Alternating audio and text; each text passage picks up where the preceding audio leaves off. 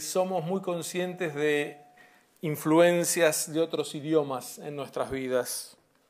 Alguien tendrá un máster o hará backup, o el déjà vu, faux pas, blitzkrieg, affair, allegro, balotage, email, link, chalet, a capella. Traje algunas de las decenas y decenas de las más usuales que marcan que los idiomas fluyen y nos van invadiendo aun cuando no nos demos cuenta. Pero no quiero referirme solamente al hecho de que palabras de uno u otro idioma influyan en nuestro vocabulario, sino en qué medida el idioma culturalmente forja nuestra manera de pensar, y en este caso el idioma hebreo en particular. Sin ninguna duda, los idiomas influyen en el modo de entender la realidad de quien los está hablando. Puedes utilizar la tipología lingüística, es un arma muy útil para abordar lo que habitualmente se llama la psicolingüística.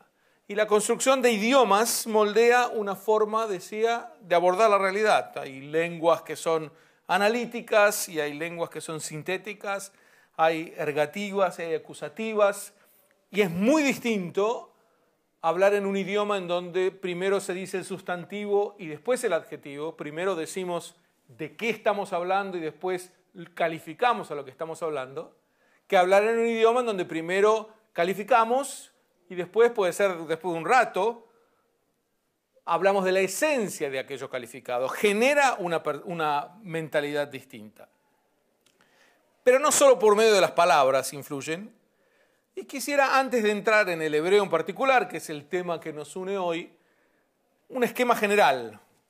Hay más o menos 7.000 lenguas que se hablan hoy en día por la humanidad como primera lengua. Y la mayoría va a desaparecer en el transcurso de menos de un siglo. Hay 1.000 millones de personas, un poco más, que hablan en chino, y hay otras 1.000 millones de personas que se dividen en tercios, más o menos, hindi, español e inglés, como lengua materna, insisto, no que estudian otra lengua. La mitad de la población mundial habla en una docena de idiomas. Y una plausible clasificación idiomática en más o menos una docena de grandes grupos lingüísticos nos pondría con las indoeuropeas, las indoamericanas, las semíticas, chino-tibetanas, guineas, bantúes, papúes. Estoy hablando de grandes familias lingüísticas que dejaría en estos grupos a dos especialmente destacadas: el indoeuropeo, la familia indoeuropea, y la semítica, que coexistieron durante milenios en bastante proximidad una de la otra, y que además hay una prueba que desde el comienzo estaban influyéndose mutuamente, porque hay términos que ingresaron desde el comienzo recíprocamente, como Shabbat, desde las semíticas a la indoeuropea, y Hediot, que quiere decir el lego, un lego en la materia, desde las indoeuropeas a las semíticas. Y además, lo más importante, estas dos grandes familias influyeron como ninguna otra en todas las lenguas occidentales. El más estudiado de los dos, por supuesto, es el grupo indoeuropeo, cuyas 150 lenguas son habladas por la mitad de la población mundial. Y abarca a la gran mayoría de Europa, de Asia del Sur, y todas ellas se suponen derivadas de un lenguaje prehistórico bastante desconocido, que registra como antecedente a una lengua extinguida, que es el hitita. Es un pueblo que creó un imperio allí en el norte de Anatolia, hoy Turquía. ¿Es acaso ese hitita la lengua original? Ustedes saben que hubo en muchas épocas intentos por encontrar cuál era la lengua original de la cual derivaron todas las demás. Notablemente en la Biblia, el hitita es mencionado como ancestro de los hebreos por el profeta Ezequiel, cuando dice: tu madre era un hitita, hablándole a Jerusalén. Pero esta búsqueda del idioma original trae bastantes episodios, por lo menos curiosos, no necesariamente verificables, pero curiosos. Uno cuenta Heródoto, el historiador, que el faraón psamético I, estamos hablando del siglo VII antes de la era común, puso a 2 bebés como experimento bajo la tutela de un pastor de ovejas que tenía como indicación nunca emitir sonidos, para descubrir, cuando estos bebés se pronunciaran en algún momento, en qué idioma iban a hablar. Íbamos a descubrir ahí cuál es el idioma natural, el idioma original de las personas. Y lo que cuenta Heródoto es que apenas pudieron hablar, gritaron becos, que quiere decir pan en lengua frigia, una lengua griega, y de ahí dedujo que esta era la lengua original de todas las demás. Y hubo experimentos similares, se cuenta lo mismo del emperador germánico Federico II, del emperador mongol Akbar Khan en el siglo XVI, del rey escocés, y esta nos importa más, Santiago IV, James IV, que en 1499 puso a 2 niños en la isla Inchkite a ser criados por una mujer sordomuda, con la misma expectativa. ¿Cuál es el idioma que van a hablar? Y hablaron hebreo. Entonces de ahí viene, en una época en donde en Gran Bretaña se valoraba especialmente el hebreo, este debe ser el idioma original. Era reiterado en esa condición. Ni que hablar que los grandes pensadores judíos así lo plantearon. Desde Yehuda Leví, en el medioevo, en hebreo Dios les habló en el paraíso a Adán y Eva y ellos hablaban en hebreo entre uno y otro, por lo tanto ese es el idioma, hasta pensadores de la modernidad como Moisés Mendelssohn, que también le atribuye al hebreo ser idioma original. Y es el idioma de la otra rama destacada que mencioné al comienzo, la rama semítica, de la cual las únicas lenguas que perviven hoy son el hebreo, el árabe, el etíope y el arameo. Estas son las 4 lenguas semíticas habladas hasta hoy. El arameo es hablado por algunos pocos cientos de miles de personas, lo que ya no es tan poco, de varias religiones, no entraré en él, pero es por supuesto un pariente muy cercano del hebreo porque no es nada más ni nada menos que el idioma del Talmud. Y tiene el hebreo su origen en Canaán, lo que hoy es Israel, y fue muy similar en el pasado al fenicio, el idioma de su vecino y aliado del norte. Se trata de la civilización de Canaán antes de la llegada de Abraham, es decir, antes de la llegada del primer hebreo, del primer patriarca. Ya hablaban en este idioma semítico, incluso se podría decir en un idioma hebraico, porque eran descendientes de Eber, de quien Abraham también descendía. Y por eso se explica que en el libro del Génesis, cuando José debe decirle al faraón cómo cayó en Egipto vendido por sus hermanos, lo que dice que Gunavti me eretz Ivrim, fui robado de la tierra de los hebreos. Ya en esa época estaba hablando de aquellos que hablaban hebreos en Canaán en la más remota antigüedad. Y por eso el lenguaje de Canaán le debe haber sonado muy familiar a Abraham y a los suyos cuando llegaron después de Lech Lecha, después de su emigración desde lo que era Sumeria. Parte de los hebreos, o de los abramitas en esa época, permaneció en Canaán y no descendieron a Egipto. Y por eso cuando regresaron los esclavos de Egipto a la tierra prometida, la adaptación al idioma de Canaán le fue relativamente fácil, porque ellos traían un idioma que era muy similar. Claro, en un idioma que había sido influido por el egipcio. Si voy muy rápido o tiro demasiados nombres de idiomas, me detienen, pero el esquema es bastante simple. Por el egipcio, y de esto hay registro en palabras bíblicas que son de origen egipcio. No demasiadas, pero ya marcan a las claras esta influencia del idioma en los esclavos liberados. El idioma con el que se enfrentan entonces en Canaán, una vez establecidos y una vez que el hebreo se les consolida como idioma, ya no es el egipcio, sino el de este pueblo no semita que desde Creta invade Canaán una y otra vez en enfrentamientos constantes con los hebreos. Y estoy hablando de los filisteos. Si alguno alguna vez algún mensaje de propaganda les hizo creer que los filisteos de la antigüedad tienen que ver con los enemigos de Israel de hoy, olvídense, nada que ver, no hay ninguna similitud siquiera. Estamos hablando de un pueblo no semita que venía desde Grecia. Esos son los verdaderos filisteos, que tenían una cultura muy elevada, está registrado también esto en la Biblia en cuanto a artes, en metalurgia, pero que fueron vencidos por el rey David finalmente, después de guerras de siglos entre uno y otro. Pero lograron también, los filisteos, incluir algunas palabras en la Biblia. Es decir, hay algunas palabras bíblicas, les decía, que vienen con una carga egipcia y hay otras como seren, argaz, que vienen con una carga filistea.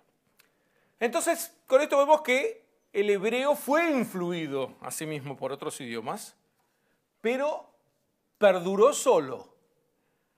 No solo es la más antigua de las lenguas semíticas, sino que todos sus parientes desaparecieron.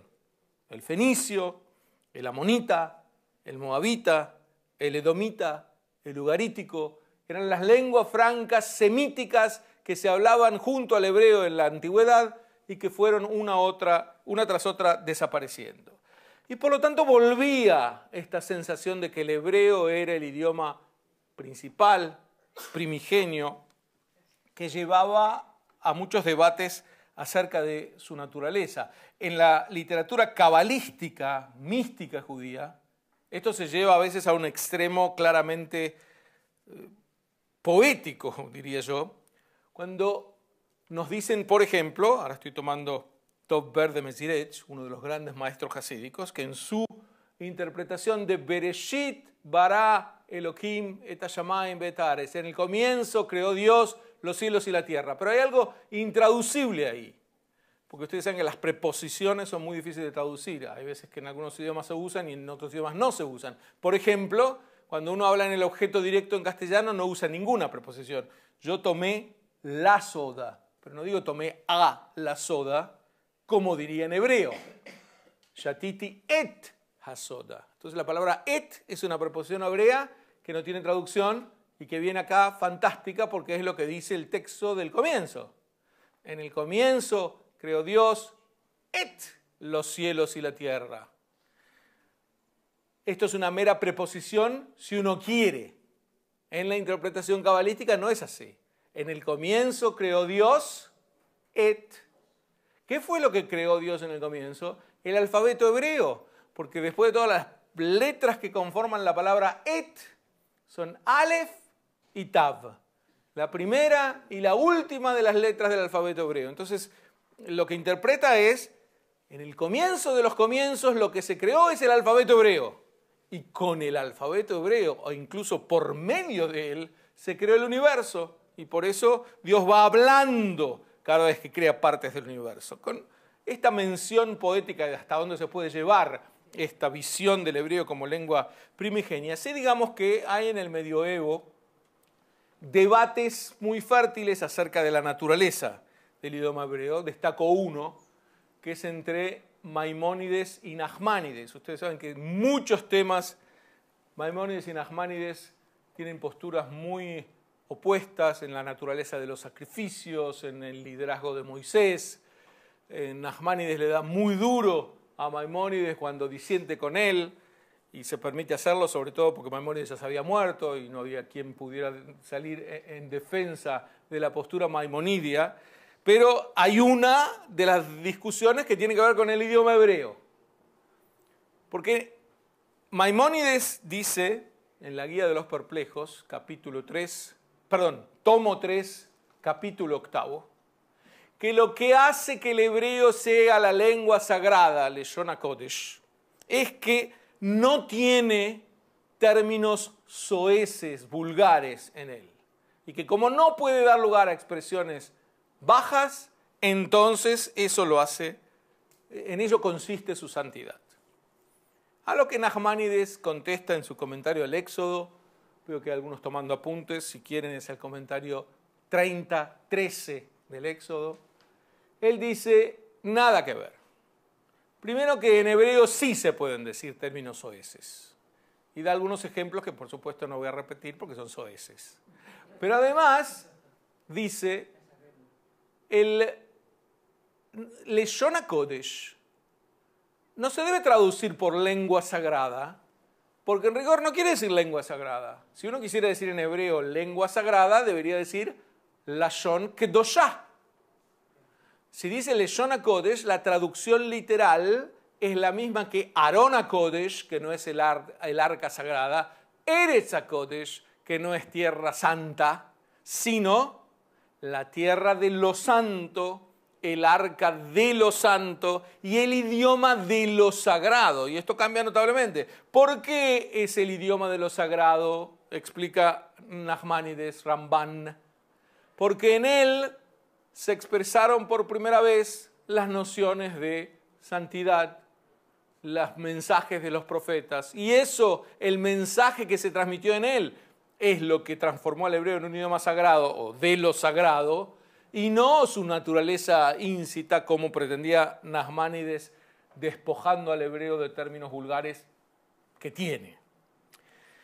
Y es un idioma de características muy singulares. Es primordialmente un idioma de verbos.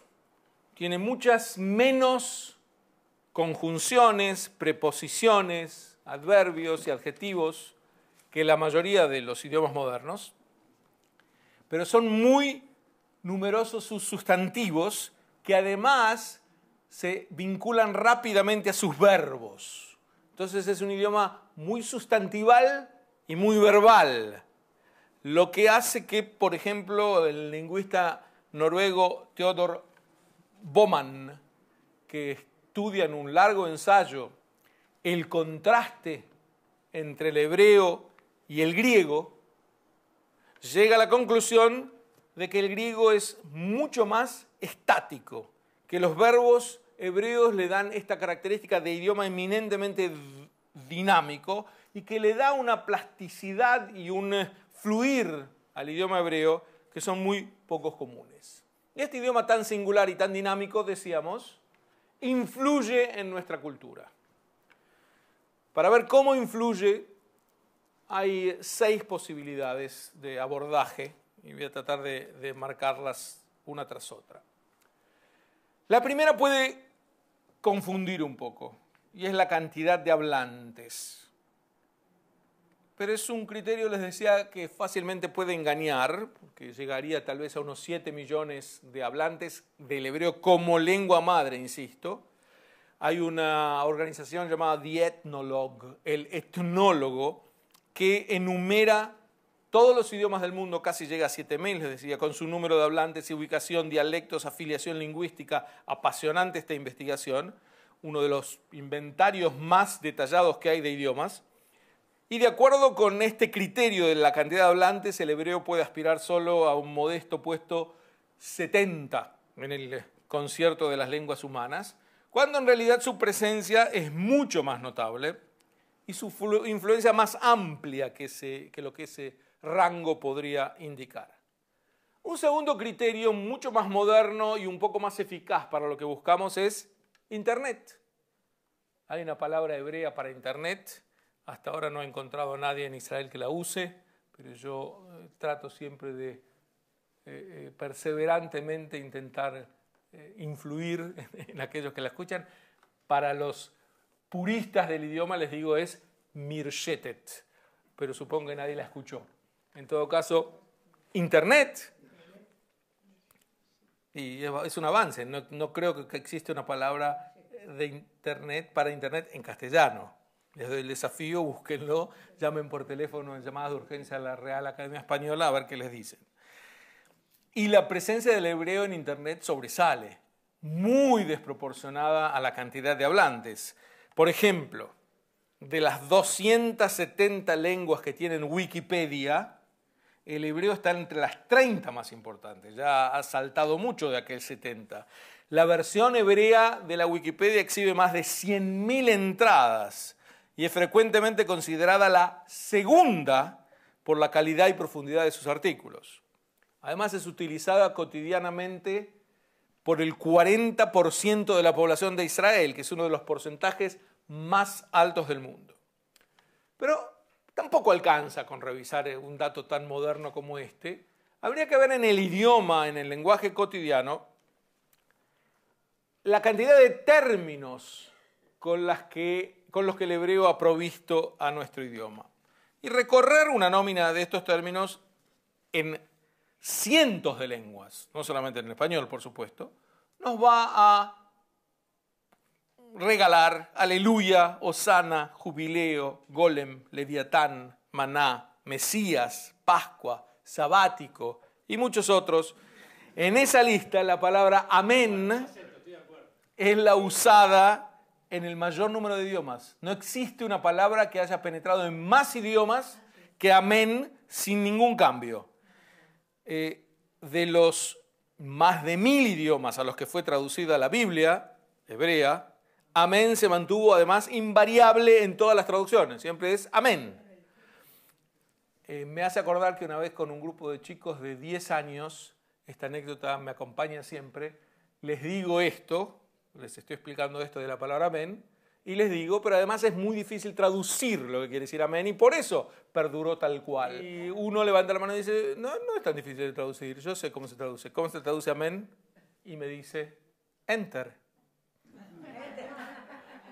Esto es real. Es el rápido, además que no creía que me estaba contando un chiste. Esa es. Una vez que dijiste todo, ¿querés que quede grabado? Amén. Y apretaste el botón. Ahora, si rastramos en nombres propios, la lista es más numerosa todavía. Jonatán, José, David, Isaac, Jacobo, Sara, Esther, Eva, Raquel, Débora, Rebeca, Lea, etc. Ustedes dirán, bueno, todos los nombres judíos. No se trata de los nombres judíos, porque los nombres, Miriam, son los nombres bíblicos. Esto trasciende. Hay muchos nombres bíblicos, como Caín, que nadie usa por eso, pero que los nombres bíblicos son muchos más que los nombres judíos exclusivamente. Y en muchos casos son usadas en otros idiomas, pero adaptadas mediante un ligero cambio, como en sustantivos como alfabeto, querubín, serafín, e incluso nombres geográficos, probablemente Toledo, Bahamas, son también de un derivado cambiado, cada uno con su historia, de una palabra hebrea. Y si uno no se conforma con este criterio de los términos, ya vimos 3 criterios, hay un cuarto que sería las máximas, los proverbios que alimentaron a muchos otros idiomas, pero que partieron de alguna máxima en hebreo. Me lo contó un pajarito, nada nuevo bajo el sol, no solo de pan vive el hombre, guardianes de su hermano, becerro de oro, acá la lista es larga, poner la casa en orden, con el sudor de la frente, la escritura en la pared, todo tiene su tiempo. La lista parece interminable en este caso, de la cantidad de refranes, proverbios o máximas que se infiltran en los idiomas que conocemos y que provienen de algún hebreo, de alguna máxima hebrea, algunos más específicos. Hágase la luz, bálsamo de Gilad, torre de marfil, tiempo de curar, jardín del Edén, el dedo de Dios, ciudad de refugio, jeremiadas, elegir la vida, zarza ardiente, falto profeta, jaula de los leones, día del juicio, tierra prometida, chivo emisario, ojo por ojo, marca de Caín, viñas de ira, polvo y cenizas, espadas en arado, ya termino, fruto prohibido, ídolos de pie de barro, caída de los poderosos, amar al prójimo. Todas estas son cuerpos lingüísticos, cuerpos de palabras que nacen en hebreo y que por la importancia que tiene el libro nacional de los judíos, la Biblia hebrea, penetran en todos los idiomas más hablados. Y hay un criterio adicional para conocer esta influencia, que es la historia de su alfabeto, que a veces fue cambiada o distorsionada. Les hablaba antes del pueblo semita de los fenicios, vecinos del norte y aliados de los hebreos. Hay un autor israelí que murió hace algunos años, Amos Kenan, que notó en un artículo su propia conexión personal con Cartago, la ciudad fenicia fundada en lo que hoy es Túnez, que fue destruida por los romanos, a partir de que Cartago, los fenicios y Judea fueron los más acérrimos enemigos del Imperio Romano. Y entonces escribe Kenan en su artículo: siempre me sentí atraído de todo lo que fue, es y será la costa oriental del Mediterráneo, a la que pertenezco y que es parte de mí. El idioma hebreo, mi idioma de hoy, era hace 4.000 y 3.000 y 2.500 años el hablado en Jerusalén y en Tiro, en Shem y en Sidón, en Yafo y en Ugarit y en Cartago. Eran dos ejes de una misma cultura, la espiritual de Jerusalén y la material de Cartago. En los días en que los profetas de Israel trataban de crear un código universal de moralidad, los navegantes de Tiro establecían sus colonias. ¿Por qué no habremos de sentir orgullo en nuestra proximidad a ese antiguo contemporáneo nuestro, que grabó su impronta en la zona, dio al mundo la escritura y envió a sus poderosos elefantes a través de los Alpes conducidos por Aníbal, Hannibal, para por un momento poner a la poderosa Roma bajo amenaza de destrucción? Y aquí me quiero detener en esto de dio al mundo la escritura, para ser un poco más detallista al respecto. Digamos que Judea no puso a Roma al borde de su destrucción, pero le dio batalla dura. Y los fenicios, o los cartagineses, que eran descendientes de fenicios, era una colonia fenicia en la costa norte del África, los fenicios y los hebreos fueron los dos pueblos que combatieron contra el Imperio Romano. Fueron los dos pueblos que no cedieron, que se resistieron. Los dos fueron destruidos finalmente y, según cuenta la historia, el cartaginés puso mucho más en peligro la continuidad del Imperio Romano en su conjunto. Pero tengamos en cuenta que los dos derrotados por Roma, que habían vencido a su tiempo al imperio helénico, al imperio griego, pero en una victoria pacífica. Roma, ¿por qué venció a Grecia? Porque absorbió el legado griego. Era la provincia más grande que finalmente se tragó a su madre de algún modo, la provincia hija que traga a su madre, y hereda el legado griego en mitología, en filosofía y en leyes. En contraste, los rivales de Roma, los dos que mencionamos, fueron vencidos violentamente, el Israel hebreo y la Cartago fenicia, que compartían gran parte de esta tradición semítica del lenguaje y la pertinaz resistencia contra el imperio. Y de ahí, a partir de entonces, se habla en general de lo greco-romano, de esta cultura greco-romana. Pero detengámonos un minuto en el tema del alfabeto, que es lo que nos interesa para hablar del idioma. Los fenicios fueron en la antigüedad el pueblo marítimo, naviero, navegante por antonomasia. Y en sus travesías, siempre hacia el oeste, por supuesto, porque de ahí podían ir, donde está hoy en día el Líbano, se encontraron primeramente con los griegos.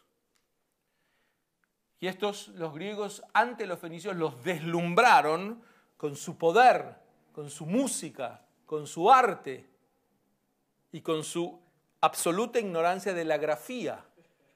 Ahí quedaron los fenicios pasmados. Esta gente tan inteligente con la que venimos a hacer negocios, queremos venderle algo por 4 dracmas, quieren debernos lo que le debemos, pero no saben anotarlo. Así que habrá que enseñarles cómo anotar esto para poder hacer transacciones comerciales sin que nadie se sienta estafado. Entonces, les enseñan las 22 letras de su idioma, que era el hebraico fenicio, moldes exactos de las 22 letras del hebreo actual. Por lo tanto, esto de que los fenicios inventaron la escritura suena un poco raro, es parte de esta displicencia de Occidente para con los hebreos. Los que inventaron la escritura, los primeros alfabetizados del mundo de hace 3.000 años, son los hebreos.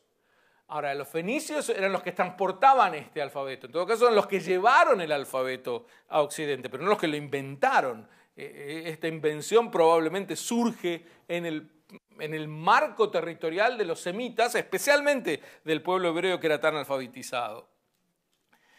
Ahora bien, el idioma hebreo, como ustedes saben, es el único que se escribe en bloques de derecha a izquierda. Si alguien está diciendo el yiddish también, le contesto, ya sé. Pero el yiddish es porque toma las letras del hebreo. Pero el hebreo, y otro que está, yo oigo lo que están pensando. Alguien dice, el arameo, ya sé, pero les dije antes que el arameo y el hebreo son hermanos.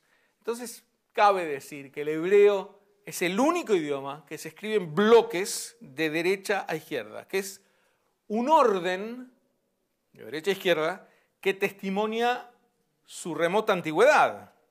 Porque en el momento en que las palabras se grababan solamente en piedra, era imposible escribirlas en dirección inversa. Traten, salvo que sean zurdos, de escribir de izquierda a derecha. Bueno, que no pueden grabando en piedra. La única manera es hacerlo de derecha a izquierda. Pero los helenos, los griegos, aprenden a escribir mucho después que los hebreos. Y entonces, en el momento en que tienen que escribir las letras, necesariamente las tienen que dar vuelta, porque en el momento de escribir en papiro y ya no en piedra, uno no puede escribir de derecha a izquierda, tienen que escribir de izquierda a derecha, traten, van a ver, porque si escribe de derecha a izquierda se ensucia todo. Tal cual. Entonces tiene que escribir de izquierda a derecha como lo hacemos nosotros. Entonces lo que hacen los griegos, cuando reciben de los fenicios las 22 letras del alfabeto hebreo, es darlas vuelta y el Aleph, Bet, Gimel, Dalet pasa a ser alfa, beta, gamma, delta, con las letras dadas vuelta. Y el alfabeto, y así pasa al latín. No tengo que decirles cuán importante fue el latín en los idiomas europeos. El alfabeto hebreo fenicio fue el padre de casi todos los idiomas europeos entonces. Imagínense el grado de influencia que esto representa. Algo que pocas veces es tenido en cuenta por esta displicencia para con las raíces hebreas de Occidente, de la que hablaré en unos minutos. Ahora bien, decía que es el único idioma vernáculo basado en una lengua que es escrita desde la antigüedad. Y como las palabras no son solamente vehículos de información, sino también una especie de depósitos culturales, y van depositando en las palabras todos los significados que a lo largo de los siglos se van cargando en ellas, hablar hebreo hoy en día es una especie de viaje en el tiempo hacia 3 milenios atrás. Porque cada lenguaje tiene cargas emocionales en las palabras que expresa y en los pueblos que las usan. Y uno, en el caso del hebreo, ve que estas cargas son mucho más profundas, sencillamente, primeramente por su gran antigüedad. ¿Cómo uno puede traducir a otro idioma términos como Shema Israel? Con toda la carga que esto viene. La palabra Mahzor, Kiddush Hashem, Torah. Buscamos formas de traducirlos para explicarlas, pero son términos que literalmente por esta carga emocional que le ha dado el pueblo judío a lo largo de los siglos, tienen connotaciones intraducibles. Palabras como Rahmanut o Rahamim, que viene de la raíz hebrea Rehem, el útero materno, que inmediatamente el que está hablando hebreo le trae esta asociación. Pide piedad y es algo así como pedirle a alguien que sea un poco su madre. Esa es la idea del término, esa es la carga que viene, que no es una carga que acompaña a esta palabra en otros idiomas. Y por lo tanto podemos decir claramente que la esencia del judaísmo, estos valores milenarios, estas asociaciones de ideas, pueden entenderse solamente en hebreo. Y de ahí la importancia del idioma en cuanto a clave de educación judía. Es decir, hoy en día en que tantos desafían, ¿para qué en hebreo? Cuando uno puede con Google, Schmoogle, traduce todo, y si sabes bien inglés, te arreglás en Israel, etcétera, etcétera. Pero hay algo que es la experiencia cultural de un pueblo, y eso se transmite también enseñando un idioma. Ahora vamos a hablar sobre cuán importante es para los no judíos también, pero mientras tanto adelanto eso. Y por eso en el tratado talmúdico de Shabbat, los maestros rabínicos comparan al día en que la Biblia fue traducida al al griego, del hebreo al griego, la gran primera traducción, allá por el siglo III antes de la era común, con el día del becerro de oro. El día del becerro de oro es parecido al día en que el judaísmo es traducido a otros idiomas, porque pierde con ello una buena parte de su contenido originario. Y hasta acá hemos recorrido posibilidades de ver cuál es la influencia del hebreo en el resto de los idiomas, o por palabras, o por máximas, alfabeto, este tipo de asociaciones. Y hay más. Ahora, menos directo que el de las palabras, las expresiones, los alfabetos, hay otro influjo idiomático mucho más importante, que es la presencia de la cosmovisión del hombre hebreo. ¿Cómo el hombre hebreo veía el mundo? ¿Acaso puede penetrar en otros idiomas sin que estos idiomas, entre comillas, se den cuenta? Déjenme mostrárselo en algunos ejemplos. El término griego Kyrios significa meramente dueño. El dueño de algo es el Kyrios de esa cosa. Pero cuando los traductores de la Biblia, en la Septuaginta que acabamos de mencionar, eligieron este término Kyrios para traducir el tetragrama, el nombre divino, el nombre de Dios, Kyrios recibió una transfusión semántica hebrea, porque pasó a implicar ahí no el dueño, sino dominio universal. Pasa a ser Señor. Y ese término Señor con mayúscula es una especie del griego, pasa al latín, Dominus, y de ahí a los otros idiomas. Entonces la cultura hebrea va penetrando en los otros idiomas inadvertidamente. Es decir, el significado es el significado hebreo del dominio universal, y la palabra sigue siendo la misma palabra en cada uno de los idiomas. Y lo mismo le ocurre a voces traducidas como bendición, profeta, paraíso. Es decir, debajo del griego y de sus lenguas derivadas, la carga semántica es parcialmente hebraica. Según lo explica el lingüista Antoine Millet, entre nuestras palabras y frases más comunes, muchas no muestran signos del hebreo, pero sin este no habían llegado a nosotros o habrían tenido un significado bien distinto del que portan ahora. Y desde esta perspectiva cobra validez otra vez la idea del hebreo como madre de las lenguas, en el sentido de que le va dando un significado distinto a las palabras a través de estas traducciones del libro de los libros. Y que además refleja una cultura de avanzada. Entonces les voy a dar dos ejemplos de esto. Hay libros que se dedican a ejemplificarlo más. Ustedes saben que el promedio de duración del año lunar, no del año solar, es 355 días. Y el año lunar era lo que medía los meses en la antigüedad y hasta hoy. Es decir, ustedes saben que el calendario hebreo es lunisolar, para los meses es lunar. Pero lo importante es que Shana, la palabra hebrea por año, numéricamente es 355, lo que implica una especie de mensaje íncito bastante de avanzada. Hay alguna más fuerte todavía. El término ozen, oído, deriva de la raíz mazán, que quiere decir balanza. ¿Qué tiene que ver el oído con la balanza?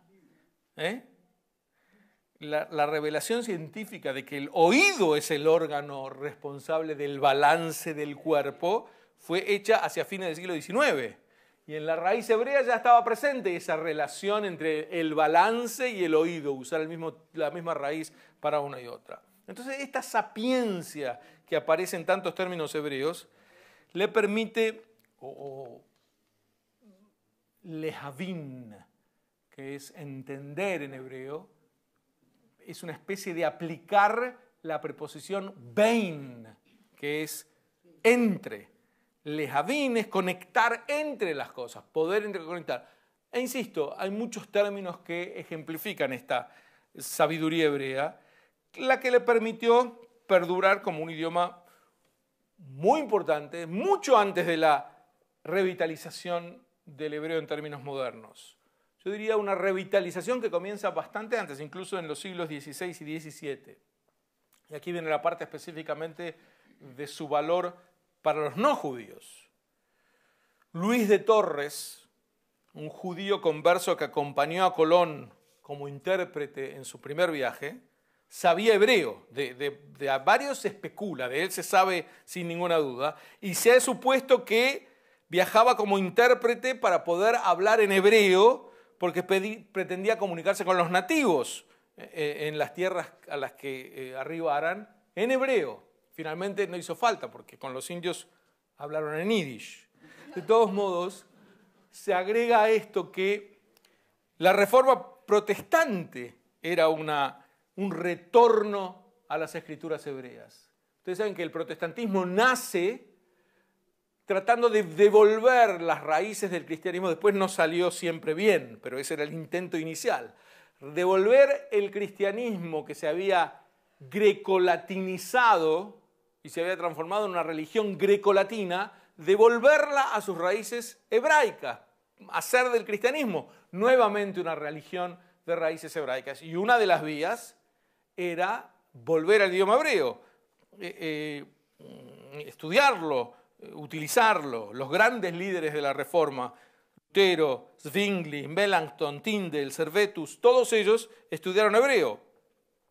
Lutero se basó en un gran hebraísta que se llamaba Nicolás de Lira, un franciscano del siglo XIV, y se decía de él que danzaba según la lira de Nicolás en este juego de palabras, pero la idea era en idioma hebreo.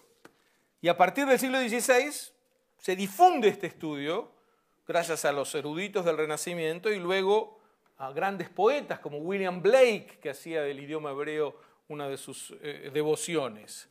Y ocupa en la Inglaterra puritana un lugar de preeminencia, especialmente durante el interregno de Oliver Cromwell, cuando se designa a un máximo hebraísta, que fue el poeta John Milton, secretario de lenguas extranjeras, con la expresa misión de difundir el idioma hebreo. Entonces así empieza en Inglaterra una corriente de hebraístas que llegan bien lejos y se concibe incluso una religión que fue el anglo-israelismo, que imaginaba que la procedencia del idioma hebraico era del inglés. Es decir, los ingleses eran los verdaderos elegidos del pueblo de la Biblia. Y por eso, entre muchos otros ejemplos un poquito exagerados, como verán, quedaban, exactamente, decían, Ish es hombre en hebreo, y por eso hay un Swedish, el hombre de Suecia, y hay un Spanish, que es el hombre de España, pero hay uno solo que es el hombre del pacto, ese es el British, hombre del pacto. Esta es una de las muchas explicaciones que traían para demostrar la anglicidad de la Biblia. En Francia tampoco faltaron. Guy de la Bauderie decía que Galia, la Francia original, derivaba del hebreo olas, galim, y la capital de Francia derivaba de la gloria del hombre, Pe'er-Ish, y ahí tomaba también esta interpretación. Por supuesto, no es que yo me creo que estas derivaciones sean reales, pero les quiero decir que había una inspiración. El idioma hebreo, había que buscar en el idioma hebreo y rebuscar su propia identificación nacional. Y esto desde Inglaterra, y aquí viene tal vez la página más importante, este impulso se traslada, no sé si escucharon hablar de otro país, Estados Unidos. Cuando este impulso de los ingleses llega a América, estos puritanos que se escapaban de la Inglaterra intolerante iban a fundar estas nuevas colonias en las Américas, el primer libro publicado en Américas fue el Bay Psalm Book, 1640, que fue en hebreo. Y ahí el gobernador William Bradford, que fue uno de los peregrinos del primer barco del Mayflower y fue el segundo gobernador de la primera colonia en Plymouth, era un devoto estudiante del hebreo. Les voy a dar más ejemplos que los va a sorprender.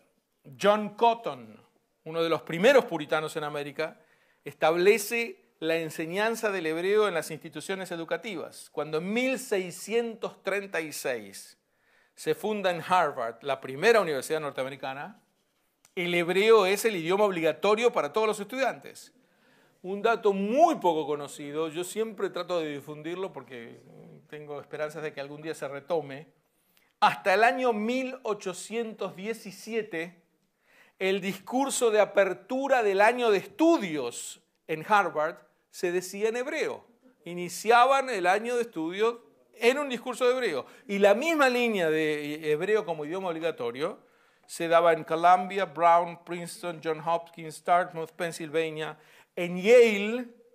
Estoy hablando de las principales universidades norteamericanas. El presidente Ezra Stiles, él era el que enseñaba hebreo, el presidente de la universidad. Y el emblema de la universidad hasta hoy en día está en hebreo, escrito no en latín, sino en hebreo. Urim Betumim, este pectoral del sumo sacerdote en el libro del Éxodo, que después en el libro de Samuel es explicado exactamente de qué se trata, una especie de videncia general de cómo ver el futuro, y que ellos traducen por luz y verdad, que es una traducción bastante apropiada para una universidad, aunque no es muy precisa desde el punto de vista de idioma, vendría a ser algo así como luz y compleción, luz y lo completo sería una mejor traducción, pero luz y verdad no está mal. Un tal William Gifford escribe en una revista que él tenía que se llamaba el Quarterly Review, créase o no, que algunos miembros del Congreso norteamericano proponían que el inglés fuese sustituido por el hebreo como idioma nacional norteamericano. Las cosas habrían sido bastante distintas hasta hoy en día, pero en general toda esta cultura filohebraica en los fundadores de los Estados Unidos es la base de la amistad hasta hace poco tiempo entre los Estados Unidos e Israel. No es una amistad, si bien hay cuestiones estratégicas y políticas y de valores compartidos, etcétera, que la afianzan más aún, pero es una amistad que tiene muchas raíces históricas, que es lo que estoy diciendo ahora. ¿De dónde había recogido este Gifford semejante exageración de que se iba a cambiar el idioma inglés por el hebreo? Aparentemente había un libro de viaje de 1786 de un marqués francés, François Chastellux, que había escrito esto. El francés lo escribía como con espíritu crítico que esto iba a ocurrir. Y entonces les digo, cuando llega el renacer del idioma hebreo en la época moderna, tiene precedentes muy importantes en los que venimos citando. En este renacer, Israel ha consumado un experimento sin parangón, y ha consumado con éxito. Como no ocurre en ningún otro caso, un niño judío educado hebraicamente, puede leer con cierta facilidad textos milenarios, no de algunos cientos de años, algo que no le ocurre a ningún otro pueblo. Es decir, ningún niño griego puede leer las obras de Aristóteles, no solamente porque sean difíciles las obras, sino porque, o de Aristófanes, que son más fáciles, sino porque el idioma le es absolutamente incomprensible. Un niño chino ponerse a leer a Lao Tse. Pero un niño hebreo puede leer el texto bíblico, no todo él, por supuesto, pero una buena parte del texto bíblico, que es mucho más antiguo, con cierta facilidad, ni que hablar de aquellas partes que ingresaron en la plegaria. Más que un revivir, igualmente, se trató de lo que podríamos llamar una criogénesis, es decir, el renacimiento de un idioma que se había preservado un poco congelado en la liturgia, en la lectura bíblica, y sobrevivió precisamente porque es difícil entender el judaísmo sin saber hebreo. Entonces era una parte integral de todos aquellos que querían hacer perdurar el hebreo. De las 45.000 palabras más habituales en el hebreo moderno, 8.000 son bíblicas, lo que es un porcentaje muy alto. 20.000 son talmúdicas, o sea, tienen más de la mitad. Y de las 1.000 más necesarias en el habla cotidiana, 800 son bíblicas. Es decir, que es muy fácil relativamente entender el idioma más antiguo a aquellos que estudian directamente el moderno.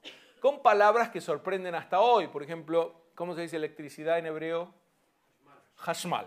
Ustedes saben que esta palabra tiene una historia muy peculiar. Fue creada en este caso en particular no por Eliezer ben Yehuda, el gran renovador del idioma hebreo, sino por Yehuda Leib Gordon, uno de los grandes poetas hebreos, que fue el que acuñó el lema tanto de los iluministas, sé judío en tu casa y un hombre en la calle, como de la primera aliá, Beit Yaakov Lehu Ben Elha, casa de Israel, en un poema que se llama así, el término era Vinearenu Uvizkenenu Nelech, iremos con nuestros jóvenes y con nuestros ancianos. Este poeta, Yalag, Yehuda Leib Gordon, que crea lo que les digo, es el que incorporó la palabra hashmal, buscando en el hebreo bíblico, concretamente en el primer capítulo del libro de Ezequiel, una palabra que es un apax legómeno, quiere decir que aparece una sola vez y por lo tanto no se sabe exactamente lo que quiere decir, es en la visión casi mágica que tiene Ezequiel de un ser que viene desde los cielos con grandes explosiones y con grandes rayos y con hashmal que lo está rodeando, y él toma este hashmal y lo aplica a la electricidad. ¿Por qué les digo que es fascinante este estudio? Porque muchas veces me pregunto, los chicos israelíes o cualquier chico judío hoy en día, ¿qué siente cuando lee el libro de Ezequiel?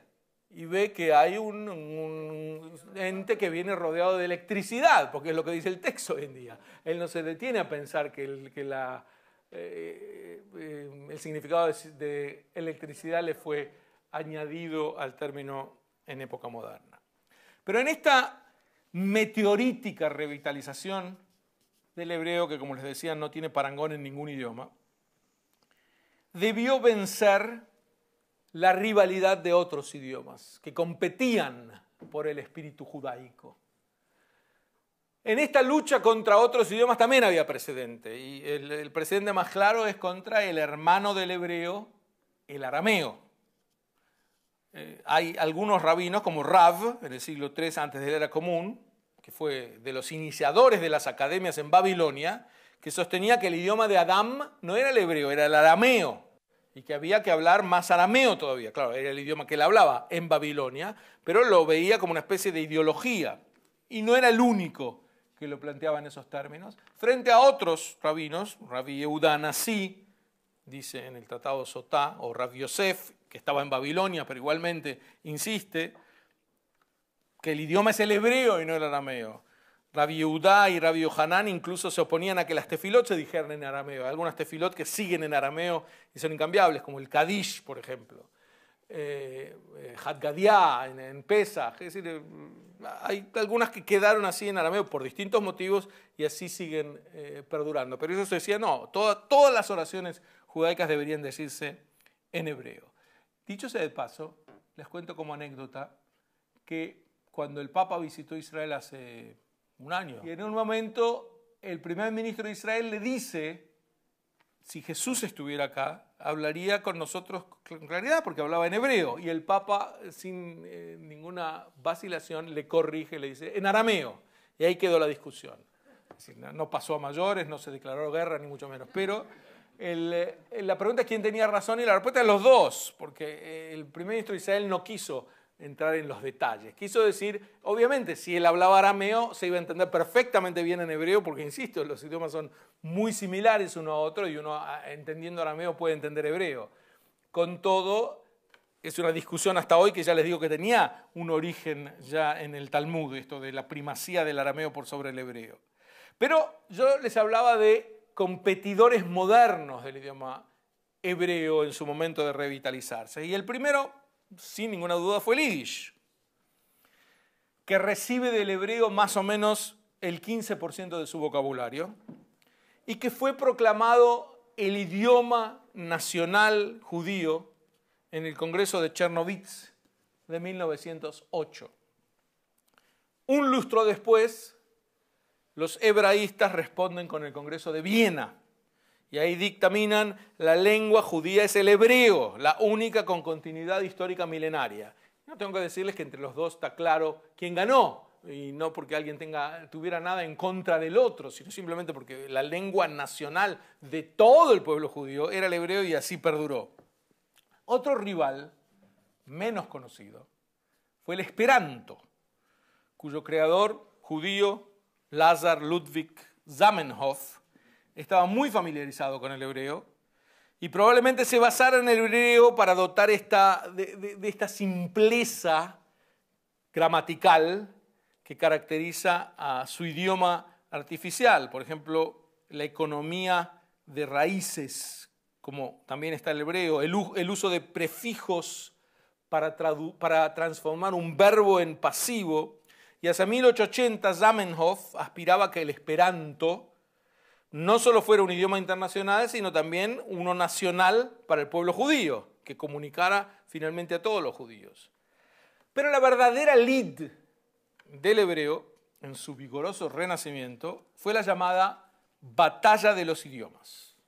Y esta tuvo lugar en la ciudad de Haifa en 1913, cuando se fundó allí una academia tecnológica, por primera vez con el permiso de las autoridades turco-otomanas.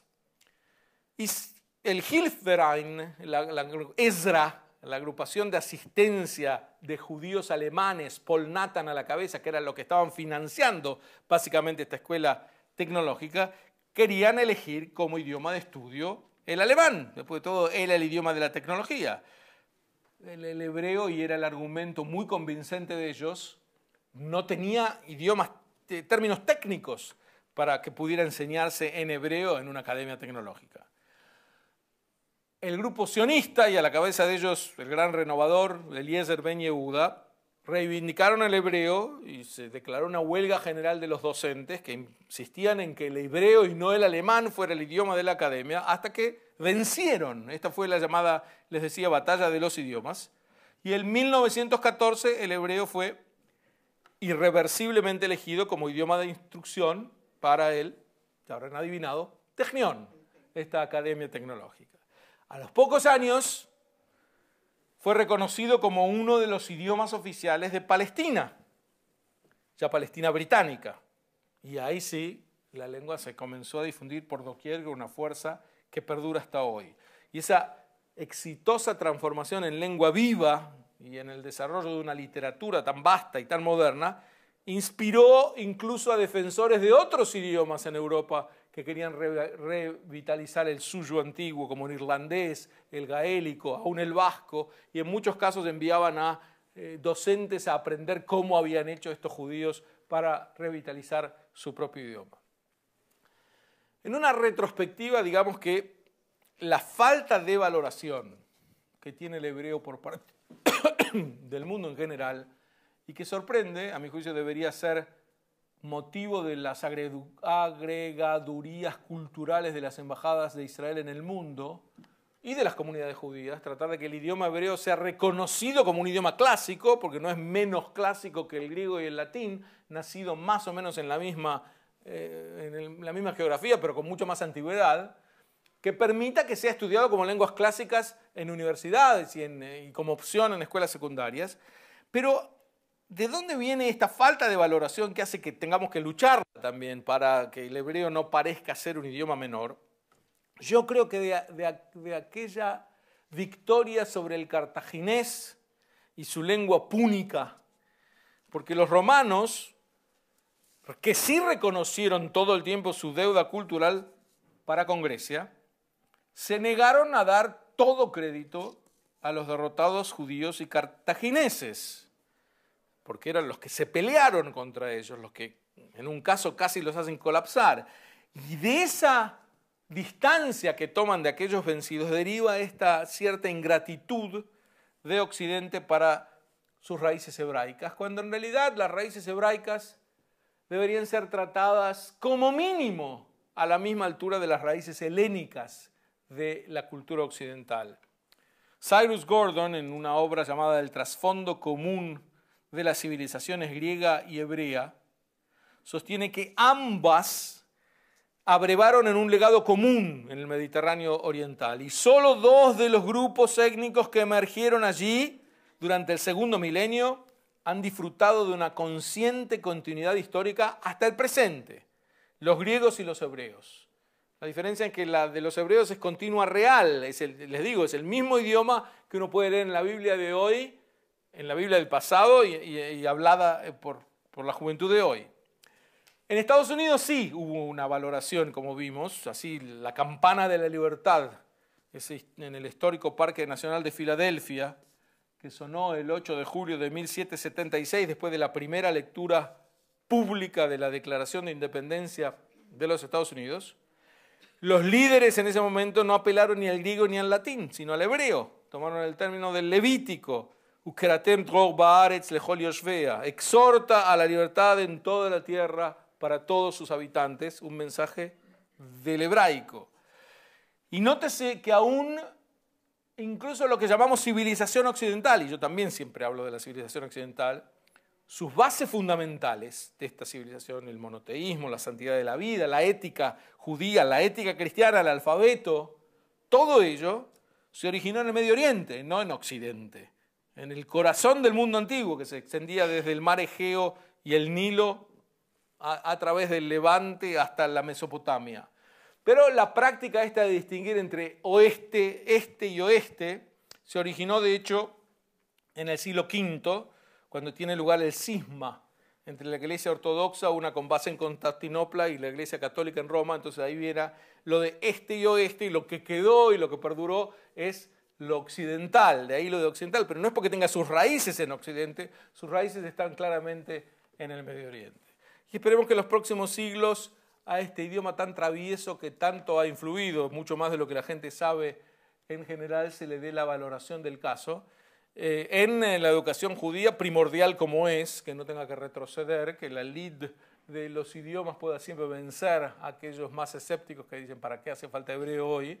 Pero también en el mundo en general es un idioma no menos clásico que los idiomas clásicos y que abre las compuertas, como ven, para máximas y palabras y una sabiduría notable y lo que podríamos llamar el corazón de la civilización llamada occidental, que es aquella en la que estamos.